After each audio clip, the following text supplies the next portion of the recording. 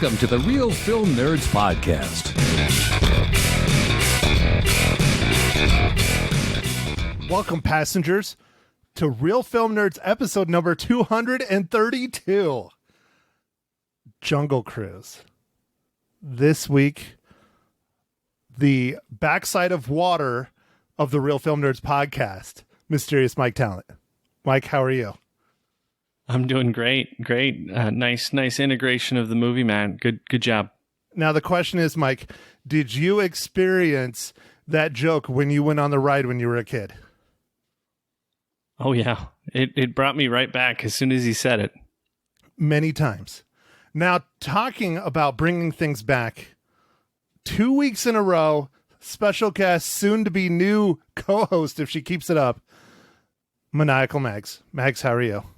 I am doing great, Maddie Cakes. Thank you for asking. I am super excited to be back again. This is really fun for me.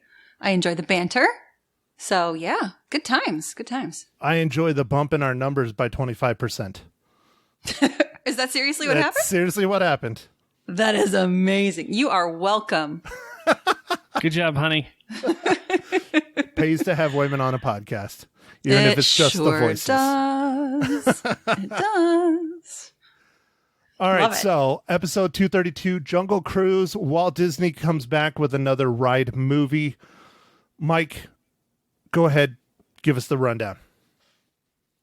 All right, Matt.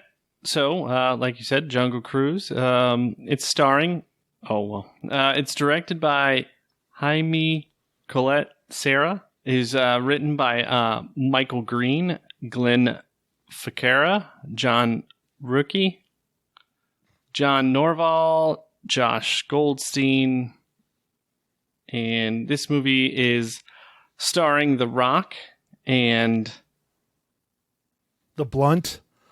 Emily Blunt, Edgar Ramirez, Jack Whitehall, Jesse Plemons, Paul Giamatti, Veronica Falcone. And this movie, like you said, Matt, is based on Disneyland's theme park ride, where a small riverboat takes a group of travelers through a jungle filled with dangerous animals and reptiles, but with a supernatural element. Okay, so let's see. Let's go with the former Disney employee years ago. Maniacal Mags, you're first. I'm first for what? Impressions Your of the movie? first impressions of the movie. Yeah. Oh man, you did this to me last week too. The pressure. No Do pressure. you want your husband to go first? No, it's okay. I'm going to step up to the plate because, badass women do that. Yes, that's true. Hey, speaking of badass women, Emily Blunt, she had more action in this than freaking The Rock did. How awesome was that? Typical of a dude to just steal exactly what I was going to say. Oh, I'm sorry. No, she was great. I really enjoyed this movie. My impressions were, I'm, like I said last week, I'm not a film nerd. I'm not a massive critic. I watch things to be entertained, and I was thoroughly entertained. I loved the banter between Emily Blunt and Mr. Dwayne Johnson, The Rock. I thought that they played off of each other really, really well. I thought that the story was really good, considering they based it off of a ride that's existed forever, and it's kind of an iconic ride for Disney, and so many people love it. So they kind of had big shoes to fill in terms of making sure that they're being authentic to the ride itself, and also creating a Disney style entertainment. And I don't know. I just really enjoyed it. I thought it was great. Well, good. Mike, did you enjoy it? So Matt, yeah, I kind of like this. I kind of sum this up as a kind of a national treasure, Indiana Jones kind of movie. Pirates of the Caribbean kind of feel to it. So it's kind of fun, kind of an adventure, We don't get as many of these as we probably should, and I thought this was just fun. It's a popcorn movie. I love the homage to the ride with some of the very dad-like jokes filling it. So that was fun. I don't know. I I pretty much liked it just like my wife, Megs. So what you're saying, it was a very punny movie. Oh, this again, like I was really happy watching this movie because the ride itself, for those folks who have never been on the ride, it is filled with terrible punny jokes brought to you by your captain who is piloting your boat as you go on your jungle cruise. And a lot of those jokes made it into the movie. And I thought that it was wonderful because I love terrible punny dad jokes. I loved it. But I thought we addressed it last week. They're mom jokes on the podcast. Well, yeah, they are. I mean, when they come from me, they're mom jokes, but everybody knows them as dad jokes. So. Yeah, all right. That's true. Maggie's definitely better at those jokes in our relationship. I only have one every once in a while. Maggie just cranks them out. But I feel like I'm not going to come up with anything because the movie used them all. I'm not going to have any, unless I don't know, maybe we'll have a witty moment here on the pod. We'll see.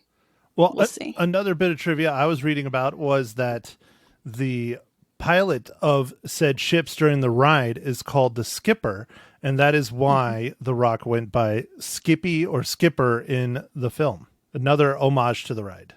Yes, indeed. So lots of call outs to the ride if you are a Disneyland fan. I don't know if they still do this. I haven't been on the Jungle Cruise in a very long time. So I don't know how much of it has relayed from our childhood. But from my experience on the film, it pretty much was the ride, at least that first segment where you experience The Rock and he's taking his first cruise out and up and down the river. It was pretty much almost identical to going on the ride. I think from my memory, if it serves okay, it was very, very similar. And it was fun how they integrated in some of the more adventurous scenes, trying to make it seem more realistic, but also plays into the movie storyline. And they even had the hippo, which is not native to the Amazon. And luckily in the movie, the skipper did not pull out a gun and shoot the hippo. That is true. No, there was no hippo shootings. But you are correct. Coming from the animal expert of the three of us here, hippos are not native. However, there are certain areas where hippos have been introduced in the rivers over there, and it kind of messed with the ecosystem. And there's been all kinds of. It started a long time ago, and now they've bred, and there's like 300 hippos that live there. It's pretty crazy. So it's a nuisance creature. Yes. Yeah. Yeah, Maggie, talking about animals in this movie, what did you think of the wildlife sounds used throughout the movie? Oh my. So, they used generic animal sounds for a lot of the animals. So, the monkeys that they had in there, they all sounded like chimpanzees. Now, why they all sound like chimpanzees is beyond me. I have absolutely no idea. The macaws, I don't even know what kind of bird, kind of parrot sounding. Didn't sound like a real macaw to me. I have worked with macaws and didn't sound like them. There were several times where there were animal sounds that for those who are animal savvy, which is probably a very, very small segment of the population, if you're listening to it and you're like, and you hear these sounds like, oh no, that one's not right. Nope, that one's not right. Yeah, what of the movie animals, did you see any that didn't really belong besides, of course, the hippo that Matt pointed out, which, yeah, I don't want to give it away. Well, yeah, I don't know. Are we at spoilers? I don't want to. Nowhere near spoilers yet, Mike. All How right. dare you? So I don't want to say stuff yet. Okay. All right. Well, hold that thought. Yes. The one I had going was, so basically the green screen animals, they did not have the right sounds for the fake animals. That is accurate. I mean, some of them might have been correct, but there were a lot that were not correct. Well, and that's one of the things, like, I wasn't a super huge fan of, but they did a really good job is how much of this movie was green screen. It is a lot, a whole Yeah. lot. Yep. And I really enjoyed, I mean, again, coming from the animal person point of view, the realism in the animals that they were able to CGI, I thought that was great. I mean, CGIing the entire Amazon rainforest, I mean, that it was really good. Yeah, no, they did a great job. I just hate how much of it is there. It's me hearkening back to wanting more practical effects of the filming days of old, I guess. But if they got the budget, which Disney definitely has, and they have the time, I mean, this movie was supposed to come out in 2019. It got pushed to 2020, then COVID, and they brought it out in 2021. But it's doing gangbusters. You know, it's doing great on Disney Plus. It's doing great in the theaters. People are loving it. Matt, speaking about Disney Plus, so how did you watch this movie? I went to the theaters on a Friday night. Ooh. Oh, nice. Mags and I, we ended up using the Disney Plus online streaming because, you know, as we have a young child and it's difficult for us to get out. And so we didn't want to ruin people's experience at the movie theater by bringing our child. And you're a financial baller. I don't, that has neither here nor there. Anyway. We would have spent the same amount on 2 tickets to go to the movie theater as we did buying them. That's true. Buying the Disney Plus. So that's true. It was fine. Yeah, and you could have invited over like a lot more people. True. We could have. But so we ended up doing that, and apparently quite a few people also did that. But Matt, did you see, I'm sure you did, the big news with Scarlett Johansson, your future ex-wife, and Disney, like the lawsuit? Yeah, I'm okay with it because, you know, in the future I'll get a taste. So... Is that going to be part of your prenup? I want half of the Disney Plus money. Yeah, at least half. At this point, I'll take a quarter. Quarter would be more than anything I've ever made in my life. So I'm cool with that too. Nice, Matt. Nice. Okay. Well, I thought I'd bring that up for a little bit. I didn't want to dwell on it too much. Just mention, you know, what's kind of going on. And it's really interesting times for streaming and theater showing of movies, and then with the Delta virus stuff kicking back up. I mean, I don't know, man. Doesn't look good. It's not looking good at all. I'm afraid of future endeavors as far as my other job with the football team and movies, and I don't know. Things are starting to... There's a lot of talk here. Again, Arizona is much like Texas and other states across the country where they're fighting back against mask mandates and all that other stuff. So I don't know, man. We'll see what happens, but things are not looking good. That's for sure. We will see. Time will tell. Yep. Only time will tell. So, one thing I was going to say about the ScarJo money, if I can leave the lights on, she can keep all the money though. How's that? Oh, Lord.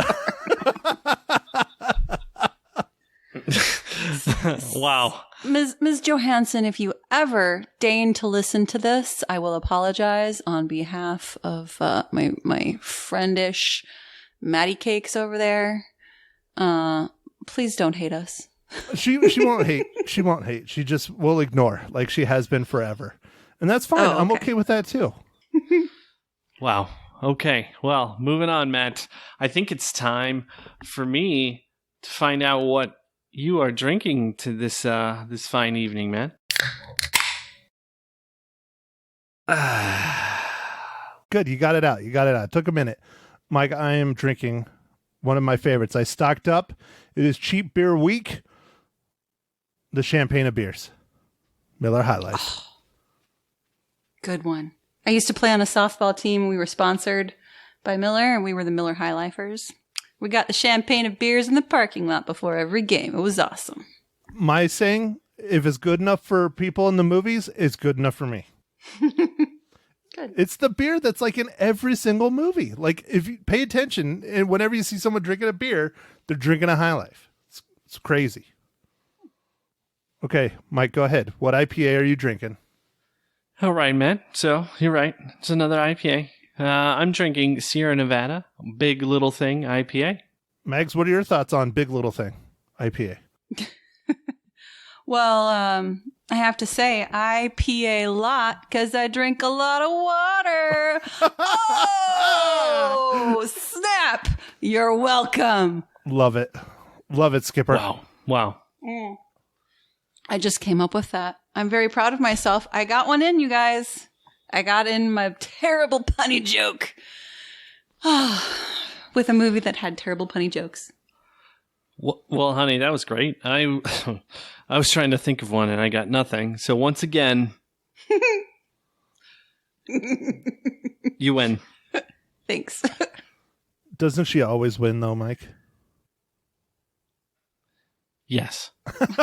It took him a while to get up to the microphone and say that, if anybody was wondering. That's what would that... He had to think before he answered, like a smart man. So, all right, Mike, most important question. How does Jungle Cruise relate to the Marvel Cinematic Universe?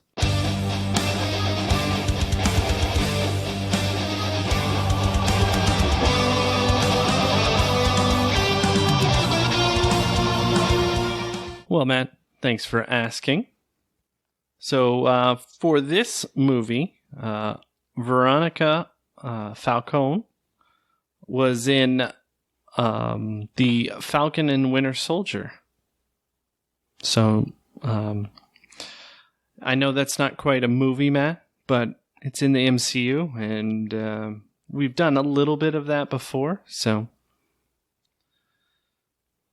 What did she play? What character was that? Mama, what? Mama, something. Just a sec. Oh, that's fine. But yeah, it's part of the MCU, so. Mama Danya. Mama Danya, that's it. Yeah, no, the shows on Disney Plus are part of the MCU. The one that's kind of a gray area, as far as I'm concerned, is S.H.I.E.L.D. Disney has denied that it's part of the MCU, but yet people say it is, people say it isn't. Just like Agent Carter, they say it is, but it isn't. That's more the gray area. The stuff that's on Disney, that's definitely MCU, for sure. Yeah, agreed. And she played the Trader Sam, correct? Yep. So it was the leader of the tribe, and I don't know. I would butcher trying to say whatever that tribe was called, so we'll just call him the tribe. She was the leader. It was good. All right, so we will go ahead and enter our spoiler section. For those of you who want to avoid it, go ahead and turn off now. Who would like to start the spoiler section? I know you were itching there, Megs. So, Mike, go ahead. Spoil away, sir. I don't think I have too much to spoil, Matt, but I did want to ask you, what did you think about them using a submarine or like a U-boat in this movie in the Amazon? Best part of the movie. Easily. I mean, come on. How ridiculous was it? Jesse Plemons, rolling up in the Amazon in a submarine, a World War I submarine. I mean, it was awesome. I loved it. It was one of my favorite parts. It was hilarious. There's no realism whatsoever. And that's one of those things that I really like about this movie. I talked about it on the radio this morning. This is like Disney getting back to form. Like, these are the movies that we want from Disney. The high adventure, the fun, the nonsensical action. Yes, it's all over the top. Yes, it's all spectacular. But that's what makes a lot of the Disney movies fun. Like the beginning of this film, you see Emily Blunt on the top of a ladder moving around doing an action scene on top of a ladder. It's not possible. It would never happen. But that was fun. That was a blast. I love it. I miss stuff like that. Matt, being a Disney movie, what did you think of Jesse Plemons' character cursing? He said "Scheiße." I don't know how they're going to get away with it because it was in another language, I guess. But, here's the real question that everybody's asking. Mike, what do you think about having a homosexual character in a Disney movie? I thought we had lots of that before. I don't see what any kind of controversy is. This is one that they considered it a starring role and blatantly out there from the start. I don't know. I thought it was fine. It didn't detract from the movie or anything. It was just a character. I don't know. Mags, what do you Personally, think? I don't care, but it's just Disney. That's all. I mean, I think it was good because, the three of us have grown up to, in a culture we've been taught to be more accepting and stuff. So for us, it's kind of like, yeah, well, whatever. It was fine. It was fine. But for a lot of people who are going to be watching this movie, they might have grown up in a time or in a culture where it's totally not fine. And so to put a homosexual character in a starring role as opposed to just a side role or it's sort of vaguely mentioned, but just not given any real screen time. I thought it was good. And I mean, Disney is all about diversity. They're all about trying to make it inclusive. And so writing that into this particular script, I thought it was a great choice. And, it just keeps that narrative without being completely in your face, without just him coming out and saying, I'm gay, and then having to explain to your 3-year-old what that means. If you don't want to, you don't have to. But they told the story without really blatantly telling the story. And I think that's good. I think that brings it a little bit more into the mainstream without making it awkward. Yeah, they didn't go over the top, like, for instance, having the main character fall in love with The Rock. They just kept it as kind of a side thing, where a lot of films where they do stuff like that, they sneak that in and they make the main character, you think the love interest is going to be the guy and the girl, and then it turns out to be the two, same-sex couples, whatever it is. And I'm glad Disney didn't do something like that and really try and put it out there and be like, accept it in your face kind of thing. I think this was a good way to go about it as well. I agree. Matt, I was also thinking about it from a different perspective. This is the, 1917, 1918, right? It's right around, I think it was 16, 17, 18. It's it's right around World War I. I don't remember the exact year from watching the film, but yeah, so it was 100 years ago, which is nuts to think about. And also at that time in England, man, that was not something you could do. Not publicly. Yeah. No. You could be arrested and the government had every right to do terrible things to you to try and rectify the situation. Yeah. Yeah. It's one of the great minds of England that helped with World War II, Alan Turing, also was a gay man and ended up being castrated and tortured. Yeah, he helped decipher the Enigma, the Enigma cipher from the Germans, right? Yeah, the Enigma machines, which is just like a travesty for their whole country. I mean, he saved thousands of people. No, probably millions, actually. And then they end up publicly shaming him. It's terrible. So, okay, I will change up topics a little bit. One thing I wasn't a super huge fan of this film about was the story, I guess you would say. It was very, very convoluted and extremely fantastical, which I was okay with for the most part. I predicted the part about The Rock being one of the Spanish, one of the conquistadors. I predicted that pretty easy. I liked it. I thought it was interesting. I think it was a little bit over the top having the villains be the creatures from the Amazon. That was a little bit too much Pirates of the Caribbean for me. I concur. I literally said when they were coming out of the vines of the forest and, all muddy and, one's made of bees and one's made of mud and I was like, oh, this is very Pirates of the Caribbean. It's very reminiscent. So that was kind of, they stole a little bit. Yeah, I would have liked more creativity. Granted, it's their product too, but still, give us something a little more. The life-giving tree and having to drain the Amazon to get into it and all that stuff, I thought was cool. That was fun. The idea of The Rock's character building the town that they're all in and how he'd been there forever, and the reason why his boat is rickety and falling apart is because his boat's probably 100 plus years old. I liked all that stuff. I thought that was genius. I thought that was really well done. I don't know. There's just things I didn't like, but there are things I did. I think it could have been better, but it definitely could have been a hell of a lot worse. What did you guys think about the use of Paul Giamatti's character? Too little? Enough? I'm curious to hear what you guys think. They didn't use the actor enough. The character was very much a side character, even though he's a name brand actor, a big name actor, I guess, not name brand. He was kind of a wash because, he's the competition. And then you don't really hear much about him again until the end. And it's just, there could have been more. Yeah, it was kind of a waste. Just a name on the poster, I guess.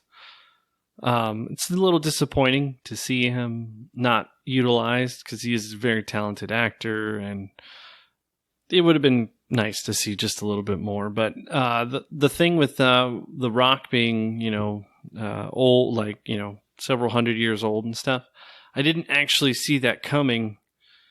And that was a little bit like, I mean, that's real fantastical, but I mean, the plants coming to life and all kinds of different things. It was quite a, we've got to hit the I believe button quite a bit on this movie, but it was still fun. So, but that's what's great about this is they're pushing that and we're accepting of it because it's a Disney movie. This is what we want to see from Disney. Yeah. The National Treasure movies that came out, I love those. Those were fantastic. I feel like they flew under the radar a little bit, but became more popular after they were out of the theaters. But those were fun, it's a Nick Cage movie, but they were great. Like, I don't know, some people really don't like Nick Cage, but I think he's pretty fun a lot of times. He has a very diverse catalog, especially these days. But anyway, it's okay. Yeah, talk about suspension of disbelief, man. Those National Treasure movies. Yeah, you gotta hit the, what did you call it? The button? The I believe button. I believe button. Definitely. I just watched a Nick Cage movie on Hulu, the one with the animatronic creatures. I don't know. Did you see it? It's a horror movie.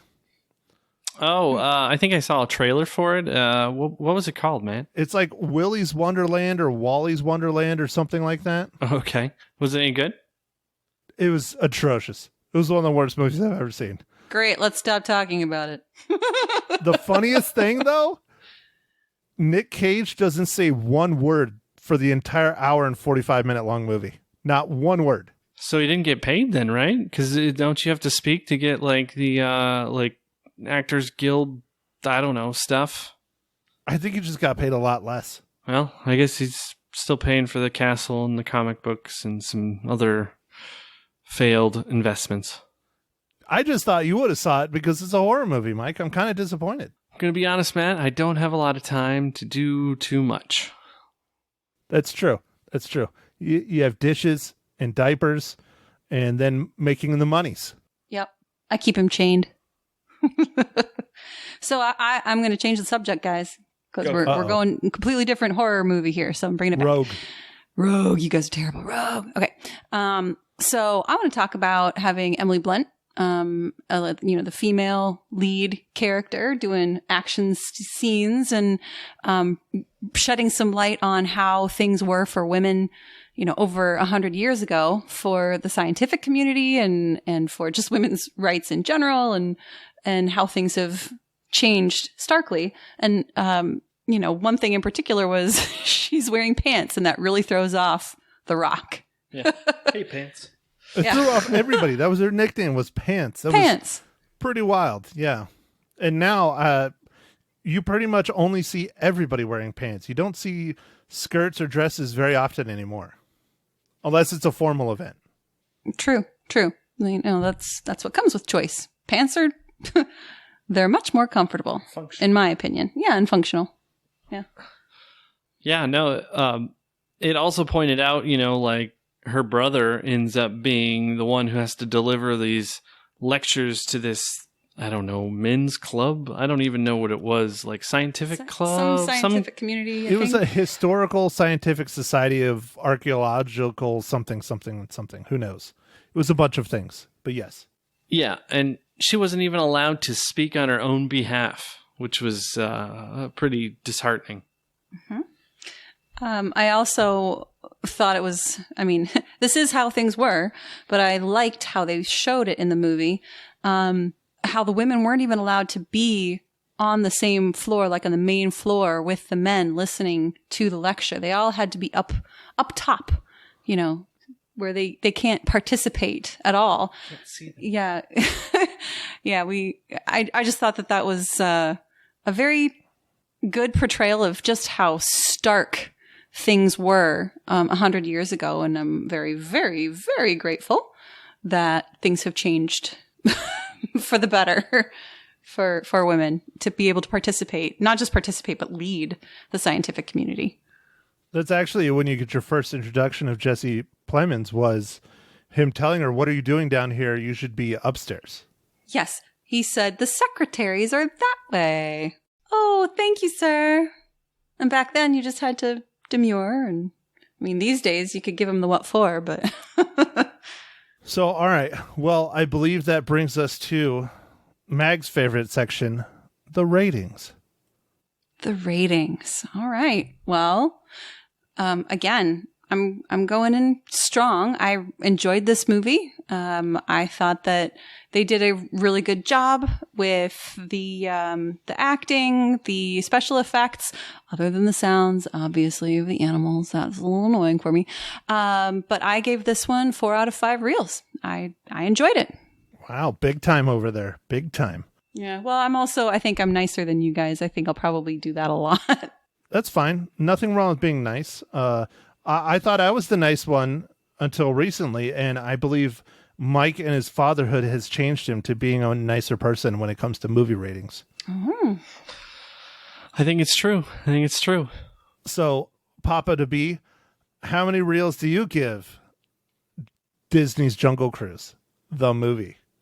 So I'm going to give this one 3.5 reels. And it's all because this is like the second time I've seen the backside of water. The second time. Well, Mike, you'll always be the backside of the water for the real film nerds. So excellent, Matt. Excellent. I don't even know what that means. It's just something funny to say. How about you, Matty Cakes? What are you giving it? I give it the exact same as Mr. Talent over there. I give it 3.5 out of 5 reels. It was fun. I think it could have been better, but it definitely could have been a heck of a lot worse. But I did enjoy myself. It was well worth seeing in the theater. It's nice having all that action, all that going on, the craziness. I enjoyed it. Oh, so Matt, when I picked this movie, you were a little bit apprehensive. It turned out being okay? Yeah, it was going to go one way or the other. It was going to be absolute trash or it was going to be entertaining. There was no middle for this one. Luckily, it was entertaining. Well, that's very good. You know, it's good to see that. I figured with Emily Blunt, The Rock, some kind of story from Disney would be okay. So, and it was. Well, all right. So for next week, you get a choice, much like this past week, if you want to sit on your couch and watch this next one or go to the theaters.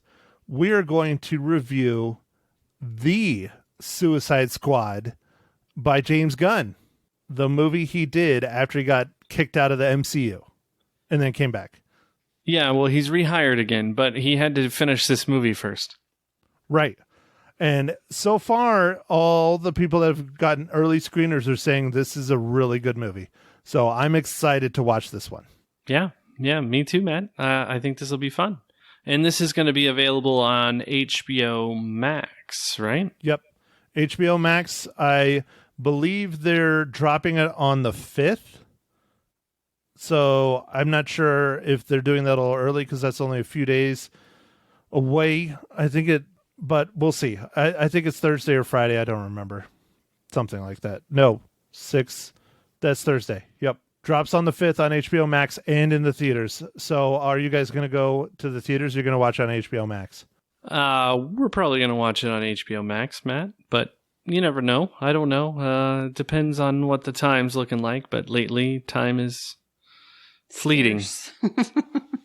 I had a hard time getting into the theaters to see this one. I had to go on a Friday. I really prefer not to go on Friday night prime time. The theater was packed when I went and saw it. It was fun. It's not the kind of movie I would go and see, packed like that, but it was fine. Suicide Squad, just because of work constraints, I will definitely probably be watching it on HBO Max, and hopefully before Sunday. Definitely, probably, huh? Definitely, probably, maybe, mostly, for sure. I think I have the MCU tie-in already too. I think I'm not 100% sure, but I think I do. All right, awesome. I saw a preview for a movie, and if it was for the Suicide Squad, then yes, I do. We'll see. I'll let you know. So what you're saying is it's going to have to become Mag's Marvel Cinematic Universe segment. No, because again, I know the big characters of MCU, but if there's not a big character in whatever movie it is that we're watching, I'm forget it. Nope.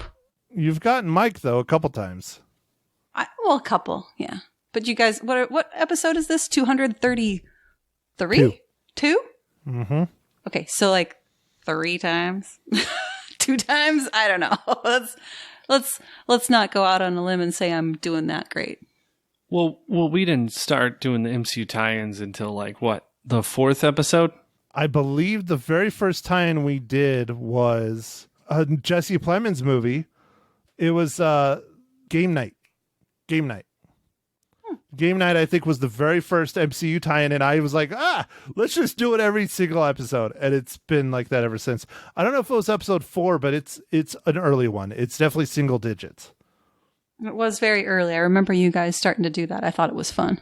A lot of people like it. Yeah, we get a lot of compliments on that. It is fun. It's not so fun for Mike, but the movies that Mike has the hardest time with are always the ones he picks. It's never the ones I pick. It's 100% true, man. I really do it to myself.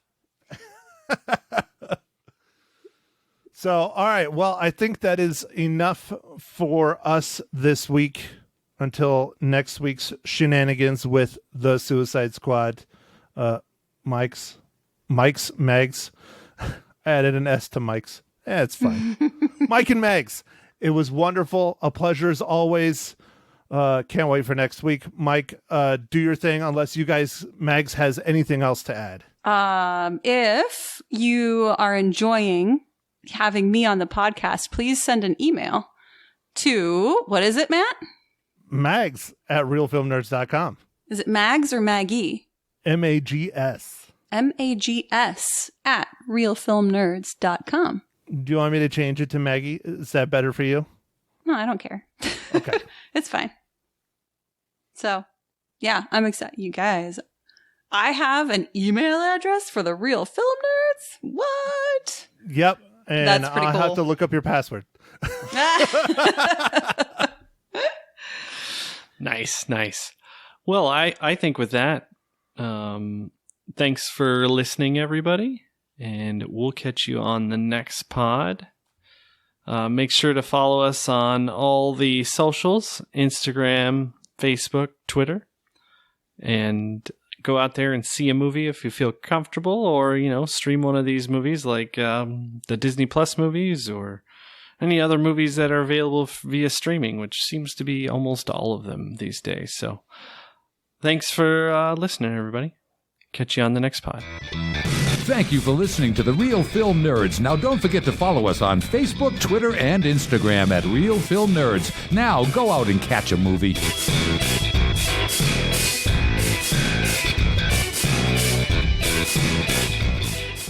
Am I loud enough, or do I need to be louder? You look great. This is radio. Well, I didn't ask how I looked. Matter. I mean, it's radio. It doesn't matter how I look. Doesn't matter how you look. That's why I'm on here. Only matters how you sound. Good morning, Matt Hinshaw on Magic 99.1.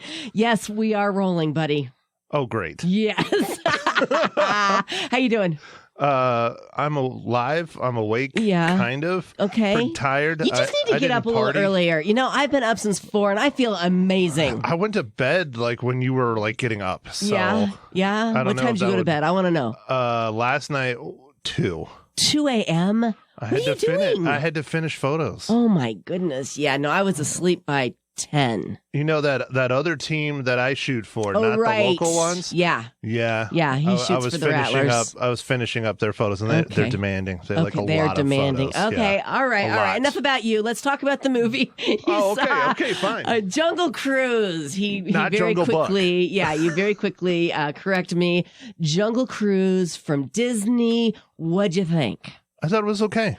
Oh no, It was, just okay. No, it was a lot better than I anticipated. Okay. I thought it was going to be terrible. Yes. I was expecting Now, a dumpster fire. Why did you think so? I mean, The Rock's in it. How bad could it be? Because they're trying to make another movie out of a ride. They have no story. They have no premise. They have nothing. Yeah. Emily Blunt is fantastic. Well, of so course. I knew she was going to do fine. I knew The Rock was going to do fine. Was he but fantastic too? I he mean, was- give they- him a word. The chemistry between them was even better. Oh, good. He did well. It's the story gets a little convoluted. It's very fantastical is a nice word I kept using out Yes. front when I was talking to Denise. Very good. I like But- fantastical. I don't want to compare it to Pirates, the original Pirates, not the gajillion sequels that I refuse to watch. Pirates of the Caribbean. Yes, the Yeah. original film. Okay. It's very much getting back to that. It's getting back to how Disney should have done movies and kept doing movies. It's fun. It doesn't make sense at times. It's action sequences where, just for instance, in this one, Emily Blunt spends 5 minutes standing on top of a ladder, moving the ladder around. It would never happen. But you know what? It's fun. Yeah. It's cool. Right. That's the stuff you expect to see from Disney. From This over the Disney. top. Yes. Just fun. Magical. Enjoying. Yes. Yes. Magical's a word. Sure. Okay. Very good. But that's so it's nice they're going back to that instead of trying to be serious and trying to, have fun. That's what people look to Disney for. They look to that in the cartoons, the rides, the TV shows, everything. It's nice to see them going back to that. Absolutely. You are spot on.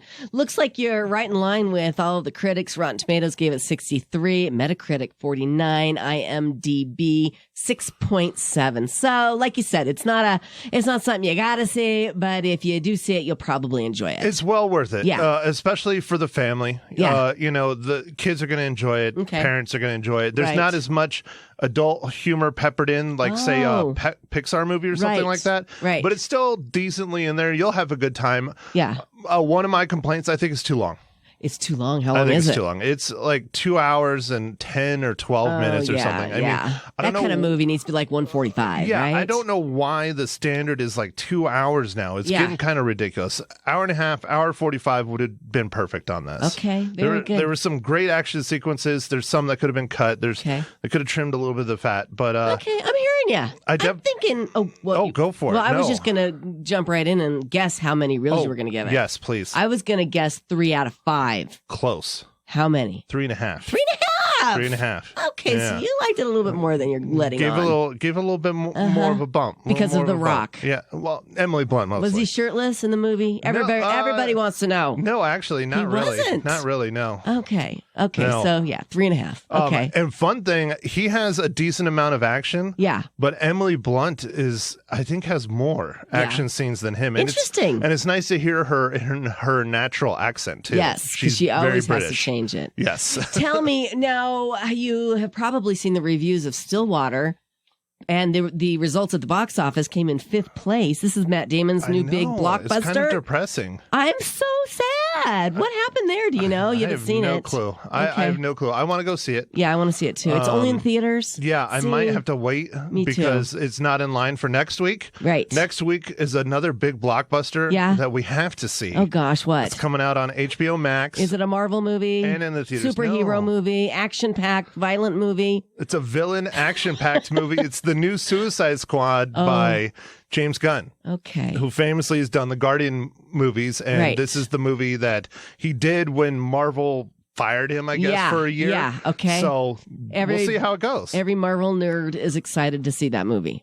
I guess. Yeah. I mean, it's a DC movie, but Yeah. it's interesting all the to same see to me. what James Gunn does. It's Yeah. all the same to me. Well, it has a shark. It has like a shark, like as Oh. like a walking around shark villain. Okay, yeah. I mean, No, come on, I'll that's pass. awesome. I'll pass. Catch the podcast. Do not pass on that. It's called The Real Film Nerds. Matt and his co-host are the stars. And thank you for visiting with me every Monday morning on what station, Matt? You have one thing to do. The amazing, magnificent Ooh. Magic 99.1. Very good.